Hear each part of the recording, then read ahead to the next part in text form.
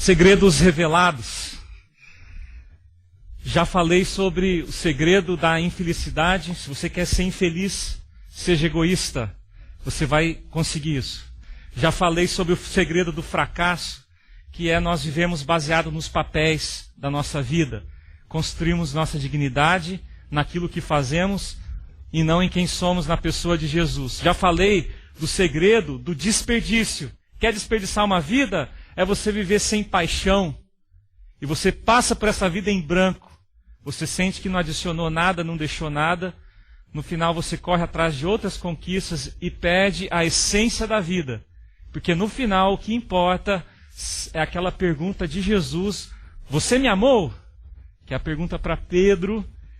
Então, quer desperdiçar sua vida? É você se entregar uma vida sem paixão. Você perder as paixões, principalmente, em primeiro lugar, pela pessoa de Jesus. E hoje eu vou falar sobre o segredo de algo que também é ruim, é prejudicial, que também nos faz mal, o segredo da religião. Porque a religião é algo tóxico, é algo perigoso, é nocivo, e embora muitas vezes nós nos apropriamos da religião, eu, por exemplo, sou considerado um profissional religioso. Eu sou chamado de clero religioso ordenado. E embora nós nos apropriamos da religião, a religião tem os seus perigos. E se você quer se tornar uma pessoa assim muito chata, muito insuportável, seja uma pessoa religiosa, você vai conseguir. Eu queria abrir com vocês o Evangelho de Lucas. Terceiro evangelho na Bíblia. Lucas, esse grande evangelista, ele narra para nós um episódio curto, mas muito interessante. Se encontra lá no capítulo 18, o versículo 10. E diz assim esse texto: 2 homens subiram ao templo para orar, um era fariseu e o outro publicano.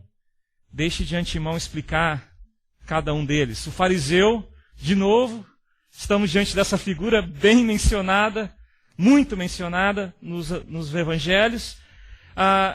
É uma seita dentro do judaísmo, é um grupo dentro do judaísmo e de homens que eram muito bem respeitados pela sociedade, um exemplo de pessoas a ser seguidas, eram figuras religiosas, ícones de piedade. Você quer apontar um homem que ele observava minuciosamente a lei de Moisés e que ele tentava transportar tudo na vida prática dele, nos mínimos detalhes, em todas as questões. Está aí então a figura do fariseu. De modo que as pessoas olhavam para esses homens e elas vislumbravam que elas deveriam ser, mas não são. E é claro que nós temos um conceito um tanto recriminativo para os fariseus, isso por conta dos conflitos que eles tiveram com Jesus. Mas, naquela época, os fariseus eram muito bem vistos, eram almejados, eles eram os gabaritos da lei de Moisés. E aí, então, outro personagem que temos aqui, ambos subiram ao monte para orar, o fariseu, o outro personagem publicano. Publicano, também chamado de cobrador de impostos. Os romanos, vocês sabem, tinham suas colônias nessa época. Judá, Israel e todas as tribos eram governados pelo Império Romano, que levantava pessoas para fazer o trabalho sujo para Roma. Os próprios judeus, vários deles se levantavam como publicanos, para tirar imposto dos seus conterrâneos, dos próprios judeus. E os judeus detestavam os publicanos porque eles os consideravam traidores. Fazendo esse trabalho sujo para Roma, eles não somente patrocinavam o domínio romano, jogando dinheiro lá para Roma, mas também eles se lucravam, eles pesavam a mão nos impostos, eram gananciosos, eram considerados pessoas que abandonaram a tradição, a fé de Moisés e se entregou à fé secular, ao mundo secular, aos caprichos de Roma.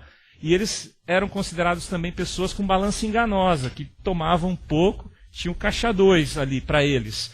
Então, eles não serviam de qualquer referencial para os judeus. Muito bem. Hoje, talvez, nós diríamos mais ou menos assim.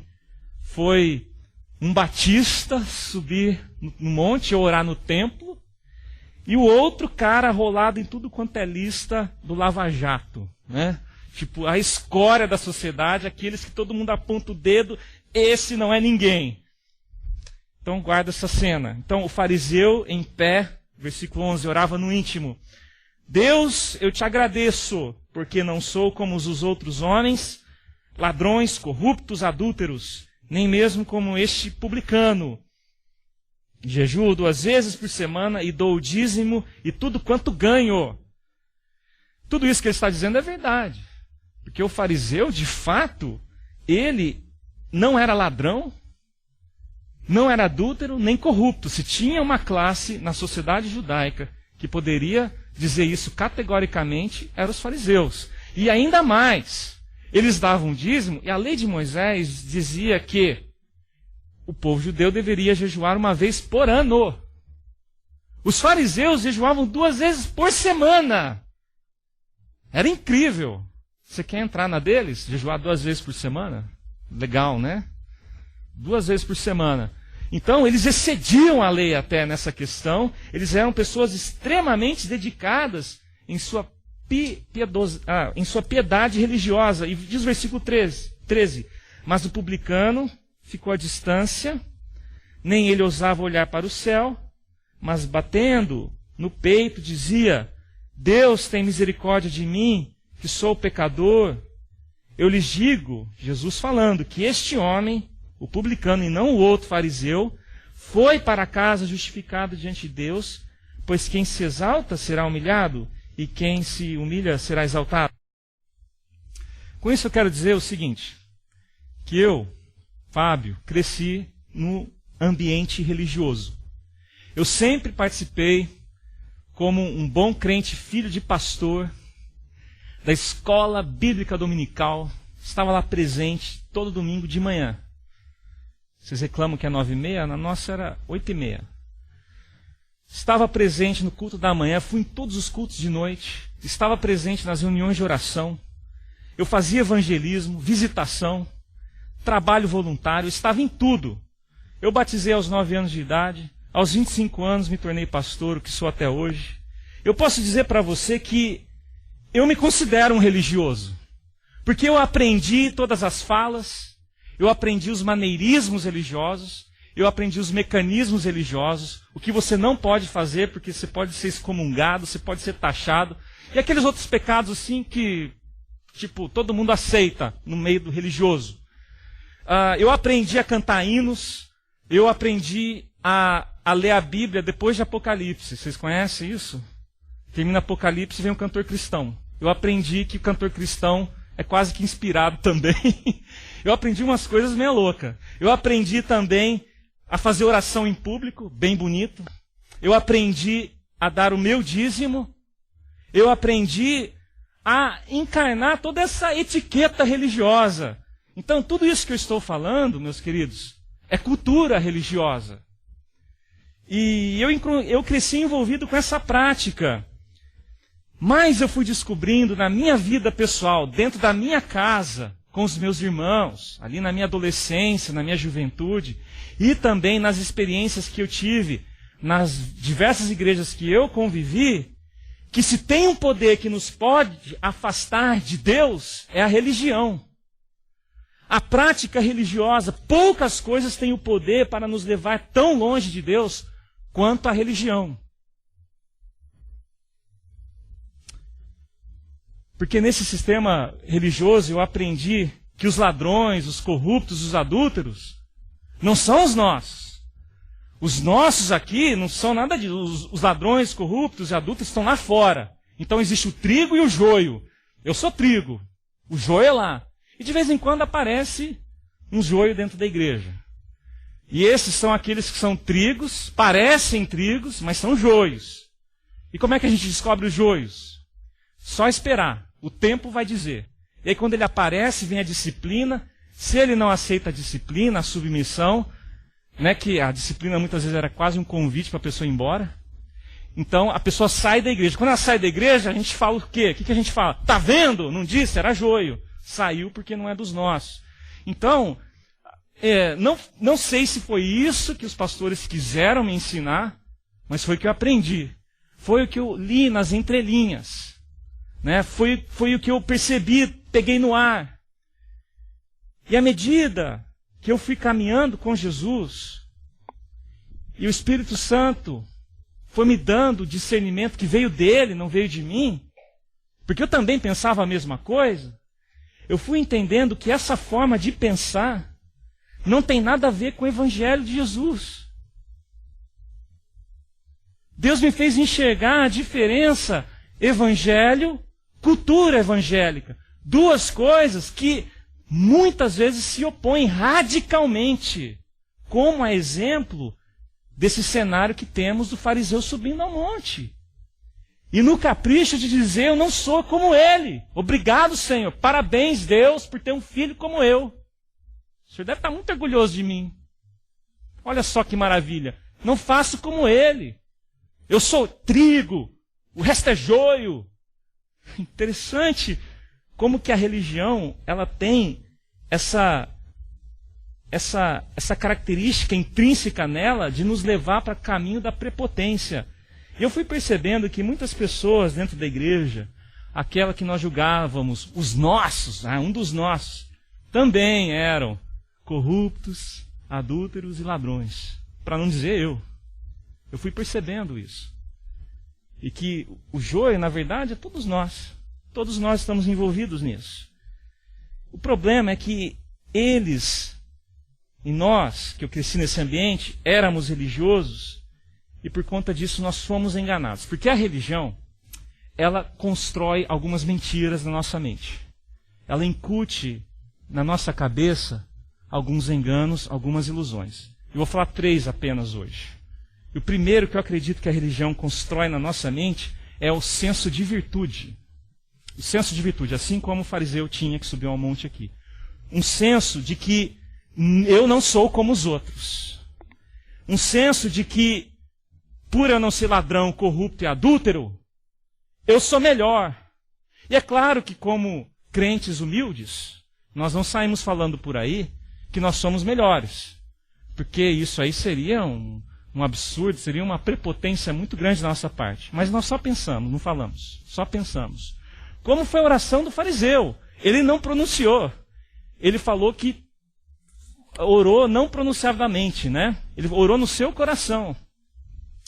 E a religião, ela infunde em nós esse senso de justiça própria, de que nós somos pessoas resolvidas, mas os outros são alienados.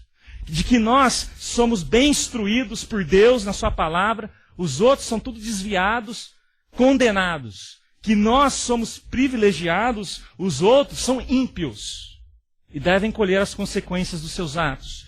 E que nós somos vitoriosos por isso, mas os outros são sofredores. E não é que esses conceitos estão errados em si, mas nós pegamos e adotamos como se Deus estivesse com favoritismo agora. Porque somos religiosos. Como se fôssemos o fariseu mesmo, subindo ao monte. Ó Deus, está vendo o que eu pratico? Não sou como eles. Deus, parabéns, é isso mesmo. E nós usamos isso para nós. Eu cresci em congressos batistas. Fui em muitos deles. E ouvia a seguinte frase, era falada vez ou sempre. Porque nós, batistas, não somos como os outros.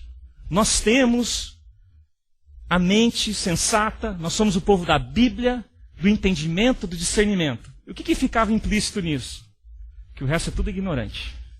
O resto é tudo burro, inadequado, confuso, são infantis, não sabem fazer culto, fazem espalhafatadas, se bobear nem são crentes, nem têm o Espírito Santo, porque nós temos o Espírito Santo e temos a verdade que está em nós não combina com o que eles estão falando, então logo eles talvez nem tenham o Espírito Santo. Mas nós somos o povo da Bíblia!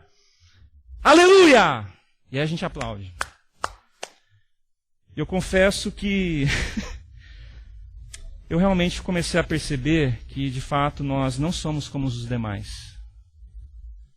Nós somos piores. eu vi que aquela fala do fariseu acontece conosco. Foi o ambiente que eu cresci. Talvez você não cresceu num ambiente assim. Talvez os seus desafios, as suas barreiras religiosas fossem outras, mas eu tive essas barreiras religiosas. E nós achamos que nós conhecemos muito da Bíblia, que entendemos muito de Deus, mas o que nós estamos vendo à nossa frente é tão somente a religião. Nós achamos que estamos caminhando com Jesus, quando na verdade nós nos encontramos sozinhos, agarrando apenas em nossos dogmas. Dizendo que Deus, porque as doutrinas que minha denominação tem são essas, você tem que se encaixar dessa maneira, e todos os seus mistérios são explicados assim, Deus, tudo bem? Porque o que não for assim, Deus, não serve para mim. Então não é de Deus. Então nós julgávamos detentores da verdade também. Detentores das formas, inclusive. O jeito certo de adorar a Deus é assim. Música com bateria muito ritmada não é de Deus. Não é. Não pode ser de Deus. E aí eu fui vendo, por meio do discernimento do Espírito Santo, que isso começava a me causar um certo nojo. Uma certa revolta, uma angústia. Porque a religião, ela quer nos qualificar com as insignificâncias dos rituais e as míseras caridades que fazemos em nome da religião, enquanto Jesus quer nos transformar com o poder imensurável do Evangelho. E nós brincamos desse jogo religioso com Deus. E é claro que não de maneira aberta, é claro que às vezes não de maneira tão perceptível, porque foi de anos e anos caminhando dentro da minha religião que eu finalmente pude perceber algumas coisas. Estou para descobrir outras ainda. Mas não é minha religião. Não é problema com o batista. É o problema com o ser humano. Que ele tenta encontrar na religião as respostas para as suas necessidades. E diante disso, ele cria fórmulas e dogmas que tentam encaixar Deus ali dentro, desse caixote pequeno. Veja se nós não fazemos isso. Nós estamos na luz, os outros estão nas trevas. Agora imagina você não da igreja ouvindo isso. Tá?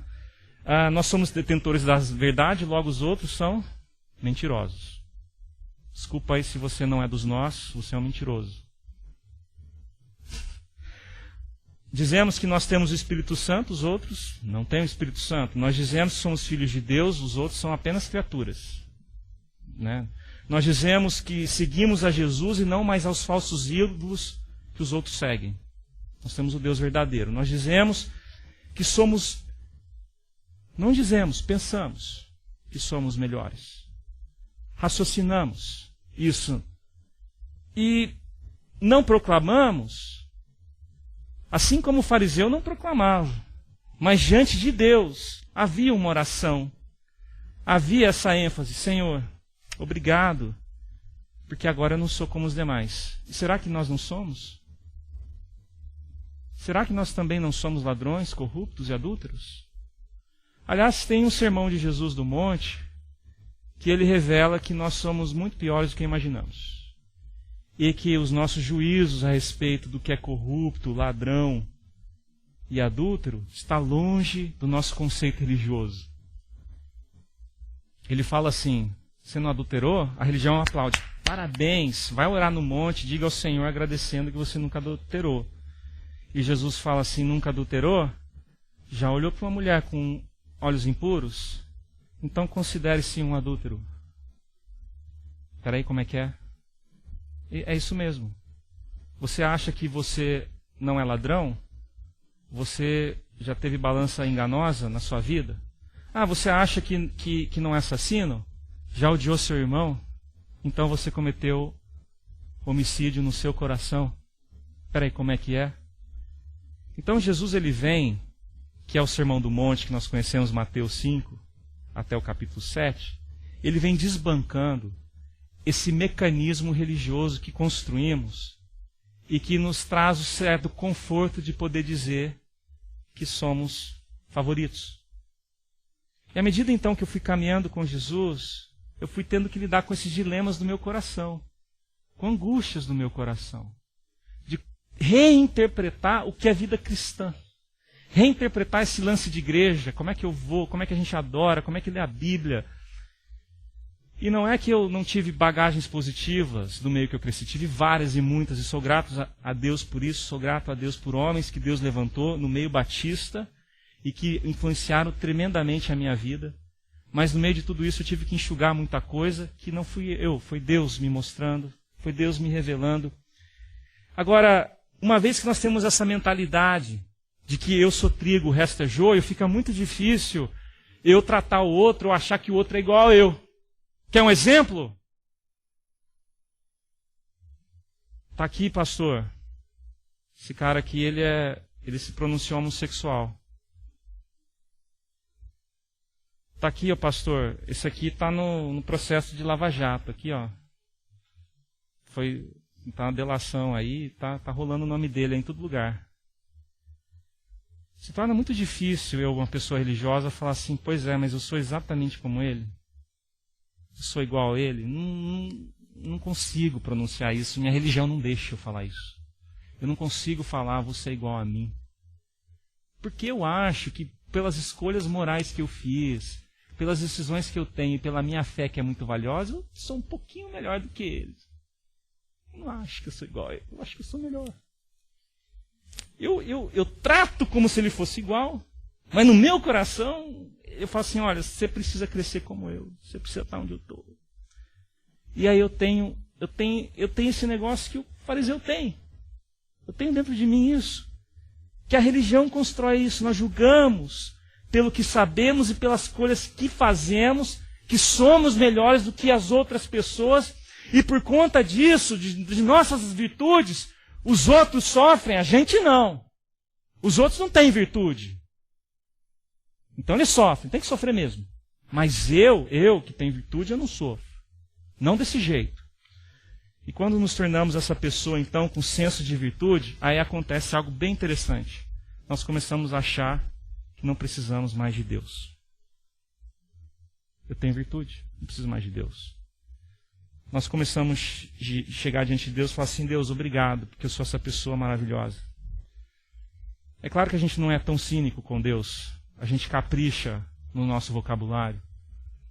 Mas no nosso coração a gente pensa, Senhor, obrigado porque eu não sou como esses crentes que ficam pulando de igreja em igreja, não. Eu sou um crente fiel mesmo. Aqui, ó, quantos anos estou aqui? Obrigado porque quando eu batizei para valer. Não sou como outros que batizam nas águas e sai por aí fazendo o que quiser. Obrigado, Senhor, porque ó, eu sou fiel na frequência do culto como ninguém. Obrigado, Senhor, porque eu sou tudo isso aí. Ó. Obrigado, Senhor, é mérito seu, Senhor. Eu dou dízimo ao Senhor. Obrigado, Senhor, que eu tenho compromisso com o Senhor, enquanto parece que muitos brasileiros aqui não têm compromisso é com nada. Eu fico revoltado com isso, mas eu tenho compromisso com o Senhor. Olha meu histórico, olha minha frequência, olha nos números de entradas da igreja, está lá meu nome. Eu dou, eu contribuo. E essa é uma mentira que a religião constrói em nós. É lamentável. Senso de virtude. A segunda mentira que a religião sutilmente constrói em nossa mente é que nós já atingimos o auge da nossa espiritualidade. Que nós já chegamos lá, já nos tornamos pessoas resolvidas, a nossa vida já foi equacionada e que agora é só pular nos braços de Jesus e seguir à frente que a gente já está lá. A verdade é o seguinte, que quando nós tivemos um encontro com Jesus, estávamos nas trevas, os nossos olhos foram descortinados diante dessa luz do Evangelho. E que agora não terminou nada, só começou. É agora que o caminho da vida foi apresentado a nós. Nós estamos no começo de uma jornada. Nós agora temos que seguir uma vida toda com Jesus. O caminho foi nos introduzido, amém. Isso é a conversão, o Evangelho. Agora precisamos viver a experiência da conversão. Não tem nada resolvido. Muito pelo contrário, é agora que a gente viu quantas coisas precisam ser resolvidas na nossa vida e elas vão sendo com Jesus ao nosso lado. Então, a experiência do Evangelho não é uma experiência já chegou, mas é uma experiência começou. E nós precisamos lembrar disso, porque nós temos novas descobertas como crentes na nossa caminhada de Jesus. Olha, eu fico pensando, tem tanta coisa que eu não consigo nem imaginar que Deus tem proposto para mim na transformação do meu caráter, que eu nem estou pronto ainda para isso, porque eu tenho muitos precedentes antes disso que eu preciso ir caminhando com Jesus para Ele mudando em mim. Porque, vez ou outra, eu me vejo muito orgulhoso, muito vaidoso, muito meio fariseu, assim, sabe? Eu fico angustiado com isso, e é isso que eu consigo ver. Imagina as coisas que eu não vejo. Eu entendo que então Deus ele vai fazendo esse trabalho em mim, novas descobertas, Ele vai me dando novas sedes. Hoje eu tenho sede de Jesus e falo, mas amanhã você vai ter uma sede diferente. Você vai me entender de um jeito diferente, assim, que você fala, porque para cada dia a gente tem uma fome diferente, não é?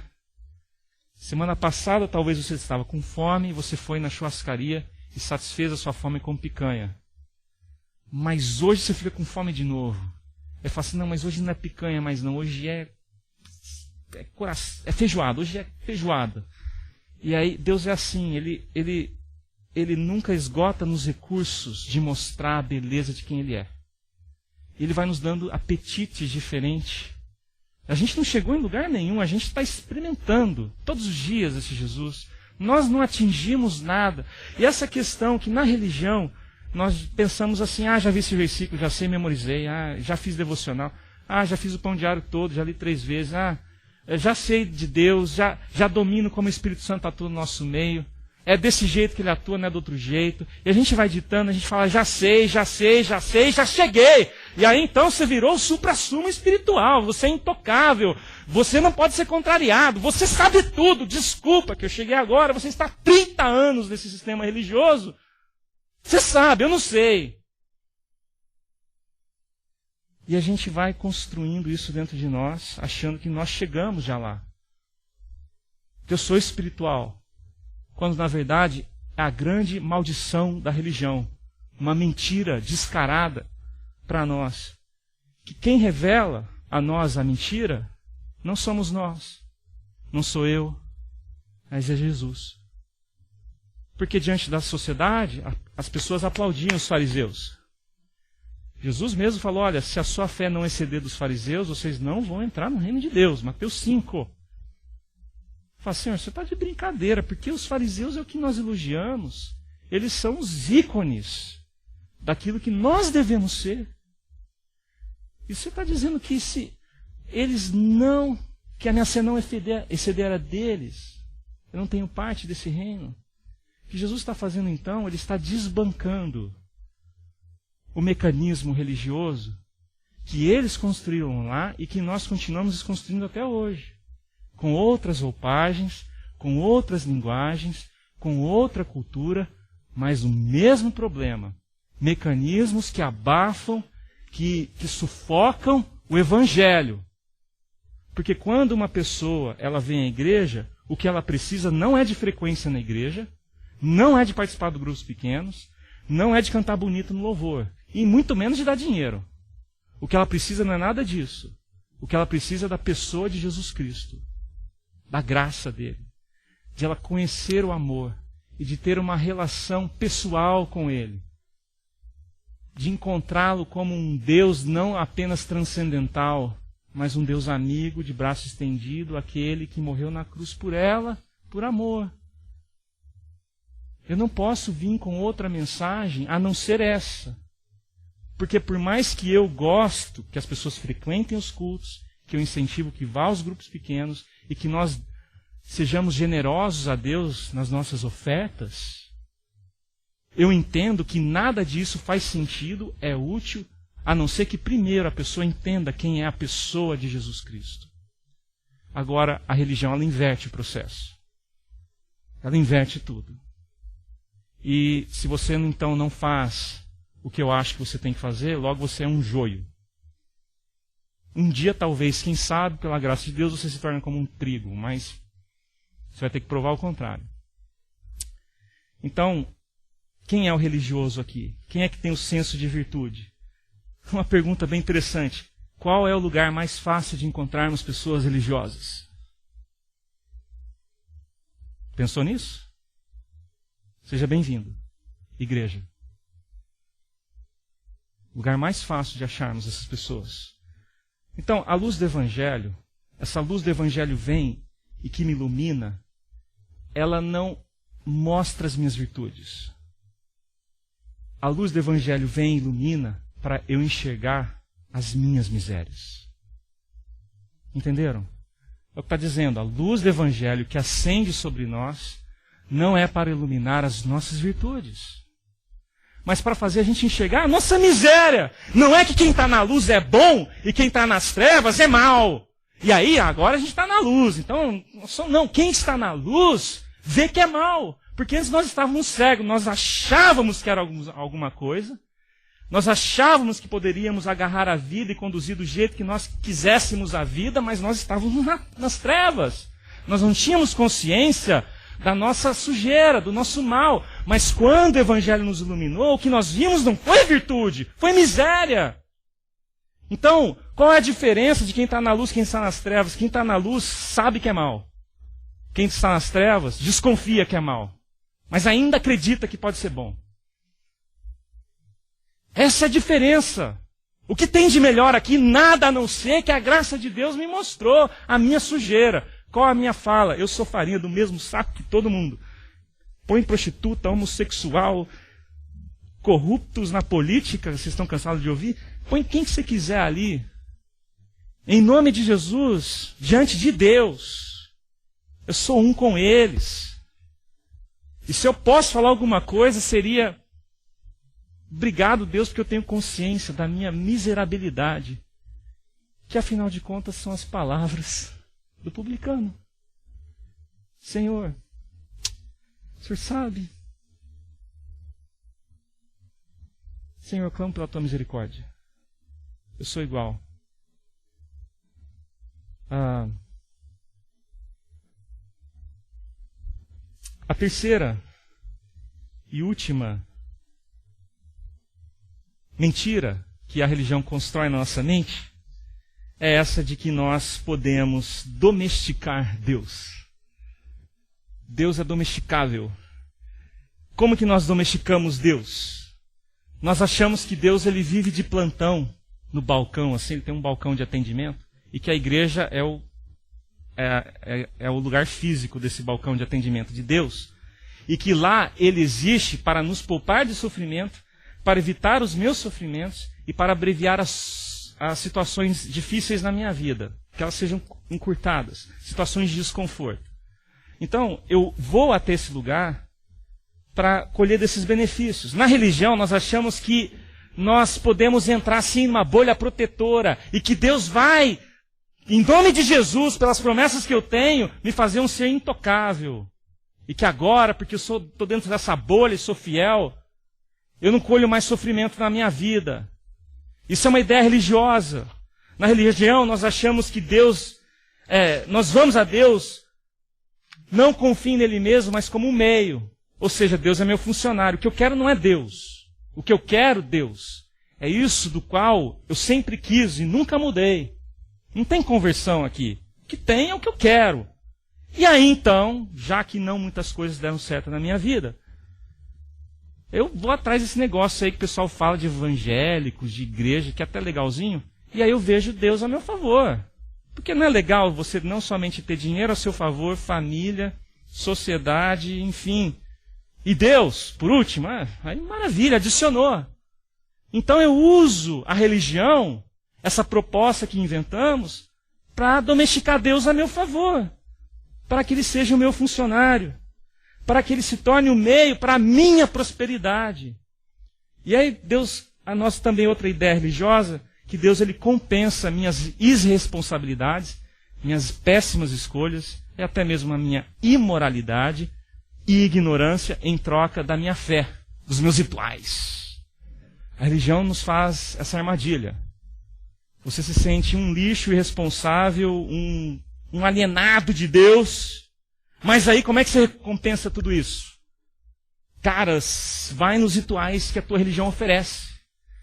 E aí você tem muitas opções, porque na nossa igreja você pode ir em vigília, grupo pequeno, e participar de todas as atividades, falar, pastor, agora eu mudei, vou servir, tem espaço aí no louvor, vou fazer. O que você está tentando no seu coração é compensar as suas irresponsabilidades. Isso é um caminho religioso. E aí, nessa religião, nós achamos que Deus, ele deve tratar a gente com favoritismo, porque veja só a nossa vida. E aí acontece algo ruim no outro, fala, tá vendo? É porque não é fiel. Se fosse fiel, não estaria colhendo as consequências dos seus erros. E aí nós vamos construindo isso aí.